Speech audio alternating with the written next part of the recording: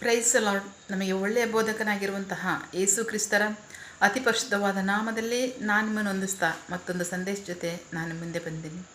ದೇವರ ಹಸ್ತವು ತಾನೇ ಕಳೆದ ದಿನವೆಲ್ಲ ನಿಮ್ಮನ್ನು ನನ್ನನ್ನು ಆತ್ಮಿಕವಾಗಿ ವಾಕ್ಯಗಳ ಮೂಲಕವಾಗಿ ಬಲಪಡಿಸಿ ಚೈತನ್ಯಗೊಳಿಸಿ ಜೊತೆಗಾರರಾಗಿದ್ದು ನಡೆಸ್ತಿದ್ದಾರೆ. ವೈಯಕ್ತಿಕವಾಗಿ ನಮ್ಮ ಅಗತ್ಯಗಳನ್ನ ಪೂರೈಸಿ ನಾವು ಕೈ ಮಾಡ್ತಕ್ಕಂಥ ಕೆಲಸಗಳನ್ನ ಆಶೀರ್ವದಿಸಿ ಕಾದು ಪೋಷಿಸಿ ಜೊತೆಗಾರರಾಗಿದ್ದು ನಡೆಸ್ತಿರುವುದಕ್ಕಾಗಿ ದೇವರಿಗೆ ಸ್ತುತಿಯು ಘನವು ಮಹಿಮೆಯು ಸದಾ ಕಾಲವು ಸ್ವಂತವಾಗಿರಲಿ. ಆಮೇನ್. ಈ ದಿನದ ಸಂದೇಶದ ವಾಕ್ಯ ಭಾಗ ಲೂಕನ ಸುವಾರ್ತೆ 14ನೇ ಅಧ್ಯಾಯದಲ್ಲಿ 31ನೇ ವಾಕ್ಯದಿಂದ 33ನೇ ವಾಕ್ಯದವರೆಗೆ. Luke chapter 14 word 31 to 33. ಯಾವ ಅರಸನಾದರೂ ಬೇರೆ ಅರಸನಿಗೆ ವಿರೋಧವಾಗಿ ಯುದ್ಧ ಮಾಡುವುದಕ್ಕೆ ಹೋಗುವಾಗ ಮೊದಲು ಕುಳಿತು ತನಗೆ ವಿರೋಧವಾಗಿ 20,000 ಸೈನ್ಯದೊಂದಿಗೆ ಬರುವ ಆ ಅರಸನನ್ನು ತನ್ನ 10,000 ಸೈನ್ಯದೊಂದಿಗೆ ಎದುರಿಸುವುದಕ್ಕೆ ಸಾಮರ್ಥ್ಯವೋ ಎಂದು ಕುಳಿತು ಆಲೋಚನೆ ಮಾಡುವುದಿಲ್ಲವೋ? ಸಾಮರ್ಥ್ಯವಿಲ್ಲದಿದ್ದರೆ ಇನ್ನೂ ದೂರದಲ್ಲಿರುವಾಗಲೇ ರಾಯಭಾರಿಯನ್ನು ಕಳುಹಿಸಿ ಸಂಧಾನ ಮಾಡಿಕೊಳ್ಳುವನಲ್ಲವೇ? ಆದ್ದರಿಂದ ನಿಮ್ಮಲ್ಲಿ ಯಾವನಾದರೂ ತನಗಿರುವುದನ್ನೆಲ್ಲ ಬಿಡದಿದ್ದರೆ ಅವನು ನನ್ನ ಶಿಷ್ಯನಾಗಲಾರನು. ದೇವರಿಗೆ ಸ್ತೋತ್ರ. ವಾಕ್ಯ ಭಾಗದಲ್ಲಿ ಯೇಸು ಕ್ರಿಸ್ತರು ಮಾತನಾಡ್ತಾ ಇದ್ದಾರೆ ಸಾಮ್ಯದ ರೂಪದಲ್ಲಿ. ಯಾವ ಅರಸನಾದರೂ ಬೇರೆ ಅರಸನಿಗೆ ವಿರೋಧವಾಗಿ ಯುದ್ಧವನ್ನು ಮಾಡಲಿಕ್ಕೆ ಹೋಗುವಾಗ ತಾನು 20,000 ಸೈನ್ಯದೊಂದಿಗೆ ಬರುವ ಆ ಅರಸನನ್ನು ನನ್ನ 10,000 ಸೈನ್ಯದಲ್ಲಿ ನಾನು ಸೋಲಿಸಲಿಕ್ಕೆ ಆಗುತ್ತಾ ಅಂತ ಯೋಚನೆ ಮಾಡಿ, ನನಗೆ ಸೋಲಿಸೋದಕ್ಕೆ ಸಾಮರ್ಥ್ಯ ಇಲ್ಲ ಅಂದರೆ ರಾಯಭಾರಿಯನ್ನು ಕಳಿಸಿ ಸಂಧಾನ ಮಾಡ್ಕೋತಾನೆ. ಇಲ್ಲ ಯುದ್ಧ ಮಾಡಲಿಕ್ಕೆ ಸಾಮರ್ಥ್ಯ ಇಲ್ಲದ ಮೇಲೆ ಸಂಧಾನ ಮಾಡಿಕೊಳ್ಬೇಕು ಅಂತ ವಾಕ್ಯ ಹೇಳುತ್ತೆ. ದೇವರಿಗೆ ಸ್ತೋತ್ರ. ಬಹಳ ಪ್ರಮುಖವಾಗಿ ಯುದ್ಧದಲ್ಲಿ ಆಗ್ತಕ್ಕಂಥ ಕಷ್ಟ ನಷ್ಟ ಸೋಲು ಅವಮಾನಕ್ಕಿಂತ ಸಂಧಾನ ಮಾಡ್ಕೊಳ್ತಕ್ಕಂಥದ್ದು ತುಂಬ ಒಳ್ಳೆಯದು ಅನ್ನೋದು ದೇವ್ರ ವಾಕ್ಯ ನಮಗೆ ಹೇಳುತ್ತೆ.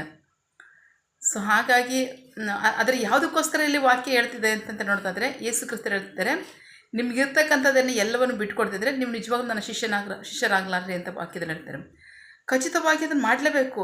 ದೇವರು ನಮಗೆ ಏನು ಬಿಟ್ಬಿಡಿ ನೀವು ಬಿಟ್ಕೊಟ್ಬಿಡಿ ಅಂತ ಹೇಳ್ತಾರೆ, ಅದನ್ನು ನಾವು ಬಿಟ್ಕೊಡ್ಲೇಬೇಕು. ಬಿಟ್ಟುಕೊಡಾಗಲೇ ನಾವು ಯೇಸು ಕ್ರಿಸ್ತರಿಗೆ ಶಿಷ್ಯರಾಗ್ತಕ್ಕಂಥದ್ದು. ಏನು ದೇವರು ನಮ್ಮನ್ನು ಅನ್ನ ವಸ್ತ್ರಗಳ ವ್ಯತ್ಯಾರ ನಡೆಸ್ತಾ ಇದ್ದಾರಾ? ಇಲ್ವಲ್ಲ. ಅವ್ರು ಹೇಳ್ತಾ ಇದ್ದಾರೆ, ಯಾವುದನ್ನು ನಾವು ಬಹಳವಾಗಿ ಪ್ರೀತಿ ಮಾಡ್ತಕ್ಕಂಥದ್ದನ್ನು ನೀವು ಬಿಟ್ಕೊಡಪ್ಪ ಅದನ್ನು ಅಂತ ಹೇಳ್ತಾರೆ. ಬಿಟ್ಕೊಡ್ಲೇಬೇಕು. ಬಿಟ್ಕೊಡ್ತೀರಿ ನಾವು ಯೇಸು ಕ್ರಿಸ್ತರ ಶಿಷ್ಯರೇ ಅಲ್ಲ. ದೇವರಿಗೆ ಸ್ತೋತ್ರ. ಒಂದು ವಾಕ್ಯ ಬಗ್ಗೆ ನೋಡೋಣ. ಮತ್ತಾಯನ ಸುವಾರ್ತೆ 19ನೇ ಅಧ್ಯಾಯದಲ್ಲಿ 27ನೇ ವಾಕ್ಯದಿಂದ 30ನೇ ವಾಕ್ಯದವರೆಗೆ. Matthew chapter 19 words 27 to 30. ಪೇತ್ರನು ಆತನಿಗೆ, ಇಗೋ ನಾವು ಎಲ್ಲವನ್ನು ಬಿಟ್ಟು ನಿನ್ನನ್ನು ಹಿಂಬಾಲಿಸಿದ್ದೇವೆ, ನಮಗೆ ಏನು ದೊರೆಯುವುದು ಎಂದು ಕೇಳಿದನು. ಯೇಸು ಅವರಿಗೆ, ನಾನು ನಿಮಗೆ ನಿಜವಾಗಿ ಹೇಳುತ್ತೇನೆ, ಹೊಸ ಸೃಷ್ಟಿಯಲ್ಲಿ ಮನುಷ್ಯಪುತ್ರನು ತನ್ನ ಮಹಿಮೆಯ ಸಿಂಹಾಸನದಲ್ಲಿ ಕುಳಿತುಕೊಳ್ಳುವಾಗ ನನ್ನನ್ನು ಹಿಂಬಾಲಿಸಿದವರಾದ ನೀವು ಸಹ 12 ಸಿಂಹಾಸನಗಳ ಮೇಲೆ ಕುಳಿತುಕೊಂಡು ಇಸ್ರಾಯೇಲಿನ 12 ಗೋತ್ರಗಳಿಗೆ ನ್ಯಾಯ ತೀರಿಸುವಿರಿ.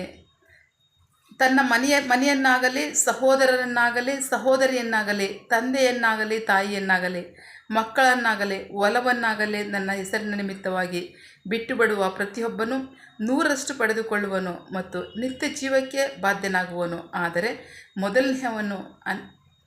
ಮೊದಲನೆಯವರಾದ ಅನೇಕರು ಕಡೆಯವರಾಗುವರು, ಕಡೆಯವರಾದ ಅವರು ಮೊದಲನೆಯವರಾಗುವರು. ದೇವರಿಗೆ ಸ್ತೋತ್ರ. ದೇವರು ಹೇಳ್ತಾ ಇದ್ದಾರೆ, ನೀವು ನನ್ನನ್ನು ಹಿಂಬಾಲಿಸಬೇಕಾದ್ರೆ, ನನ್ನ ಶಿಷ್ಯರಾಗಬೇಕಾದ್ರೆ ನಿಮಗಿರ್ತಕ್ಕಂಥದ್ದು ಎಲ್ಲವನ್ನ ಬಿಡ್ರಿ. ನಿಮಗಿರ್ತಕ್ಕಂಥ ಇಹಲೋಕದಲ್ಲಿ ನೀವು ಪ್ರೀತಿ ಮಾಡ್ತಕ್ಕಂಥದ್ದು ಏನಿದ್ರು ಅದನ್ನು ಬಿಟ್ಕೊಡ್ಲೇಬೇಕು ಅಂತ ಹೇಳ್ತಾರೆ. ದೇವರಿಗೆ ಸ್ತೋತ್ರ. ಬಿಟ್ಕೊಟ್ಟ ಅಕ್ಷಣಕ್ಕೆ ದೇವರು ನಮ್ಮನ್ನೇನು ಏನು ಇಲ್ಲೇ ಆಗಿ ನಡೆಸ್ತೀವಿ ಅಂತ ಹೇಳ್ತೀರಾ? ಇಲ್ಲ, ನಾನು ನಿಮಗೆ 100ರಷ್ಟು ಆಶೀರ್ವದಿಸ್ತೇನೆ. ಯಾವಾಗ ನೀವು ಬಿಟ್ಕೊಡೋಕ್ಕೆ ತಯಾರಿದ್ದಾಗ. ನೀವೇನು ಅತಿಯಾಗಿ ಪ್ರೀತಿ ಮಾಡ್ತೀರೋ ಅದನ್ನು ನೀವು ಬಿಟ್ಕೊಡೋಕೆ ನೀವು ತಯಾರಿದ್ದರೆ ನಾನು ನಿಮ್ಮನ್ನು 100ರಷ್ಟು ಆಶೀರ್ವದಿಸ್ತೀನಿ ಅಂತ ಹೇಳ್ತಾರೆ. ದೇವರಿಗೆ ಸ್ತೋತ್ರ. ಅದರ ವಾಕ್ಯವಾದ ಸನ್ನಿವೇಶ, ಒಬ್ಬ ಐಶ್ವರ್ಯವಂತನಾದಂಥ ಬಹಳ ಐಶ್ವರ್ಯವಂತನಾದಂಥ ಒಬ್ಬ ಯೌವನಸ್ಥನು ಯೇಸು ಕ್ರಿಸ್ತರ ಬಳಿಗೆ ಬಂದು ಕೇಳ್ತಾ ಇದ್ದಾನೆ, ಬೋಧಕನೇ, ನಾನು ನಿತ್ಯ ಜೀವನ ಹೊಂದಬೇಕಾದ್ರೆ ಏನು ಮಾಡಬೇಕು ಅಂತ. ಯೇಸು ಕ್ರಿಸ್ತರು ಹೇಳ್ತಾರೆ, ನಿನಗೆ ಗೊತ್ತಿಲ್ವೋ ಧರ್ಮಶಾಸ್ತ್ರದ ಆಜ್ಞೆಗಳನ್ನ ಅನುಸರಿಸಿ ನಡೀಬೇಕು ಅಂತ ಹೇಳ್ತಾ ಇದ್ದಾರೆ. ಅವನು ಹೇಳ್ತಾ ಇದ್ದಾನೆ, ನಾನು ಚಿಕ್ಕ ವಯಸ್ಸಿಂದನೂ ಇದನ್ನೆಲ್ಲ ನಾನು ಮಾಡ್ತಾಯಿದ್ದೇನೆ ಅಂತ ಹೇಳ್ತಾನೆ. ಸೊ ಹಾಗಾದರೆ ಯೇಸು ಕ್ರಿಸ್ತರು ನಿನಗೆ ಒಂದು ಕಮ್ಮಿ ಇದೆ, ಅದೇನಿದೆ ಅಂತಂದರೆ ನಿನಗಿರ್ತಕ್ಕಂಥದ್ದು ಎಲ್ಲವನ್ನು ಮಾರಿ ಬಡವರಿಗೆ ಕೊಟ್ಬಿಟ್ಟು ನಿನ್ನನ್ನು ಹಿಂಬಾಲಿಸುವಂಥ. ಆದರೆ ಆ ಯವನಸ್ಥನ ಅಂತ ಐಶ್ವರ್ಯವಂತನು ಬಹಳ ದುಃಖ ಪಡ್ತಾನೆ. ಯಾಕೆಂದರೆ ಅವನಿಗೆ ಬಹಳ ಐಶ್ವರ್ಯವಿತ್ತು ಅಂತ ವಾಕ್ಯದಲ್ಲಿ ಹೇಳ್ತಾ ಇದೆ. ಅದಕ್ಕೆ ಯೇಸು ಕ್ರಿಸ್ತರು ಹೇಳ್ತಾರೆ, ಐಶ್ವರ್ಯವಂತರು ದೇವರ ರಾಜ್ಯವನ್ನು ಪರಲೋಕ ರಾಜ್ಯವನ್ನು ಸೇರುವುದು ಕಷ್ಟ ಎಂದು ನಾನು ನಿಮಗೆ ನಿಜವಾಗಿ ಹೇಳುತ್ತೇನೆ. ಐಶ್ವರ್ಯವಂತನು ದೇವರ ರಾಜ್ಯವನ್ನು ಸೇರುವುದಕ್ಕಿಂತ ಸೂಜಿಯ ಕಣ್ಣಿನೊಳಗೆ ಒಂಟೆಯು ನುಸುಳುವುದು ಸುಲಭ ಎಂದು ನಾನು ನಿಮಗೆ ಹೇಳುತ್ತೇನೆ ಎಂದನು. ದೇವರಿಗೆ ಸ್ತೋತ್ರ. ಆದರೆ ಐಶ್ವರ್ಯವಂತರ ಕಾರ್ಯ ಏನಂದ್ರೆ ಬಹಳ ಲೋಕದ ಐಶ್ವರ್ಯವನ್ನು ಪ್ರೀತಿ ಮಾಡ್ತಾರೆ. ಕಳ್ಕೊಂಡ್ರೆ ಅಷ್ಟು ಸುಲಭನ ಸಾಧ್ಯ ಇಲ್ಲ. ಅದಕ್ಕಿಂತ ದೇವರಿಗಿಂತ ಹೆಚ್ಚಾಗಿ ನಮಗೆ ಇದೇ ಸಾಕು, ಇದೇ ಸುಖ ಇದೆ. ಸತ್ತ ಮೇಲೆ ಯಾರು ಏನಾಗ್ತಾರಂತೆ ಯಾರಿಗೆ ಗೊತ್ತು. ಬದುಕಿರುವಾಗ ಸುಖನ ಅನುಭವಿಸೋಣ, ಇದುವೇ ಜನರ ಕಾರ್ಯ. ಆದರೆ ದೇವರು ಹೇಳ್ತಾರೆ, ನೀವು ನನ್ನನ್ನು ಪ್ರೀತಿ ಮಾಡಿದರೆ ನಾನು ನಿಮ್ಮನ್ನು ಏನು ಬಿಟ್ಟುಕೊಡಿ ಅಂತ ಹೇಳ್ತೀನಿ ಅದನ್ನು ನೀವು ಬಿಟ್ಟುಕೊಡದೆ ಆದರೆ ನನ್ನಿಂದ ನೀವು 100ರಷ್ಟು ಹೊಂದ್ಕೋತೀರಾ. ಅಷ್ಟು ಮಾತ್ರ ಅಲ್ಲ, ನಿತ್ಯ ಜೀವನ ಹೊಂದ್ಕೋತೀರಾ ಅಂತ ಹೇಳ್ತಾರೆ. ದೇವರಿಗೆ ಸ್ತೋತ್ರ. ಈ ಯವನಸ್ಥನು ಸೋತು ಹೋಗ್ಬಿಟ್ಟ, ಅವನು ನಿರಾಸೆ ಆದ, ದುಃಖಪಟ್ಟ, ನಿತ್ಯ ಜೀವನ ಸಹ ಹೊಂದ್ಕೊಳಕ್ಕಾಗಲಿಲ್ಲ. ಆದರೆ ಅಪೊಸ್ತಲ ಪೌಲನಿದ್ದಾನಲ್ಲ, ಅಪೊಸ್ತಲ ಪೌಲನು ಯೇಸು ಕ್ರಿಸ್ತರನ್ನು ಹೊಂದ್ಕೊಳ್ಳುವಾಗ ಅವನು ಹೇಳ್ದ, ನನ್ನ ಕರ್ತನಾದ ಯೇಸು ಕ್ರಿಸ್ತನನ್ನು ಹೊಂದ್ಕೊಳ್ಳೋದೇ ನಾನು ದೊಡ್ಡ ಲಾಭವನ್ನಾಗಿ ಮಾಡಿಕೊಂಡು ಉಳಿದ ಎಲ್ಲವನ್ನು ನಾನು ಕಸ ಅಂತ ಎನಿಸ್ತೆ ಅಂತಂತ ಹೇಳ್ತಾನೆ. ಪರಿಸಾಯರ ಹುದ್ದೆಯಲ್ಲಿ ಬಹಳ ಗೌರವ ಇತ್ತು, ಬಹಳ ಲಾಭ ಇತ್ತು. ಅಷ್ಟು ಮಾತ್ರ ಅಲ್ಲ, ಬಹಳ ಐಶ್ವರ್ಯವಂತ ಅಪೊಸ್ತಲ ಪೌಲ್ ಅಂತ ವಾಕ್ಯ ಹೇಳುತ್ತೆ. ಎಷ್ಟು ಐಶ್ವರ್ಯವಂತ ಅಂತಂದರೆ ಬಹಳ ಬಹಳ ಐಶ್ವರ್ಯವಂತ ಅಂತ ಅವನ ಕುರಿತಾಗಿ ಹಿಸ್ಟ್ರಿ ಹೇಳುತ್ತೆ. ಆದರೆ ವಾಕ್ಯದಲ್ಲಿ ಅವನು ಹಂಗೆ ಹೇಳ್ಕೊಂಡಿದ್ದಾನೆ. ಅವನು ಬಿಟ್ಟುಕೊಟ್ಟನಂದರೆ ಖಂಡಿತವಾಗ್ಲೂ ಧಾರಾಳವಾಗಿ ಬಿಟ್ಬಿಟ್ಬಿಟ್ಟ. ಸುವಾರ್ತೆಯನ್ನು ಸಾರೋದಕ್ಕೆ ನಿಂತ್ಕೊಂಡ. ದೇವರು ಅವನ್ನ ಎಷ್ಟು ಶಕ್ತವಾಗಿ ಬಲವಾಗಿ ಉಪಯೋಗಿಸಿದ್ರು ಅಂತ ನಾವು ನೋಡ್ತಾ ಇದ್ದೀವಿ. ಆದರೆ ಅದರ ನಿಮಿತ್ತವಾಗಿ ಅವನಿಗೆ ಗೌರವನೇ ಇತ್ತಂದರೆ ಇಲ್ಲ, ಕಷ್ಟಗಳು ಇತ್ತು, ಅವಮಾನ ನಿಂದೆ ಇತ್ತು, ದುಃಖ ಪಡ್ತಕ್ಕಂಥ ಸನ್ನಿವೇಶ ಬಂತು. ಬಟ್ ದೇವರು ಮಾತ್ರ ಅವನ್ನ ಅತ್ಯಧಿಕವಾಗಿ ಆಶೀರ್ವದಿಸಿ ಬಹಳ ಬಲವಾಗಿ ಉಪಯೋಗಿಸಿ ಪರಲೋಕದ ಆಶೀರ್ವಾದಗಳನ್ನ ಧಾರಾಳವಾಗಿ ಅವನಿಗೋಸ್ಕರ ಸುರಿಸಿದ್ರು. ಅವನನ್ನು ಕುರಿತಾಗಿ ಬೈಬಲ್ ಸುಮಾರು 14 ಪತ್ರಿಕೆಗಳನ್ನ ಕೊಟ್ಟಿದ್ದಾನೆ.